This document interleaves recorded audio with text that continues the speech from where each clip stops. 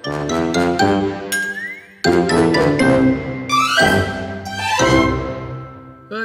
fijn dat je er allemaal weer ziet. Dat je weer kijkt naar een knipbuisje van Franske. Ja, nu wil ik het over de kerstmis hebben. Kerstmis is altijd zo gezellig, hè. Oh, die ballen in de boom en zo. Die cadeautjes. Trouwens, heb je mijn vogel gehad? Bij de Bruna. Alles in dit boek is getikt. Dus allemaal voor te lachen. 80 van die knipbuisjes. Spiksplinter nou. 22 verhalen. En dat voor €15. Alles gaat naar het hospice. Dus, ja.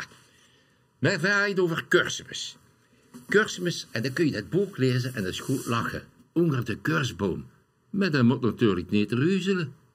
Maar ik heb een heel goed advies tegen dat ruzelen. Daar heb ik wat op gemaakt. Ruzelen, loestertje. Als je half december naar buiten loopt en ik ergens een kerstboom koopt, dan weet je omdat het binnen niet vrucht.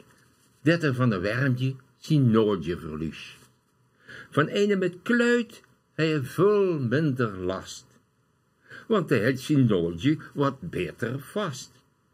Maar wil je niet met handveger en blik rondlopen, dan kun je het beste een kunstkerstboom kopen. Maar, loestertje, wil je echt heel zeker zijn en het is geen gekuit, koop je tegen ruzelen een kunstboom met kluit.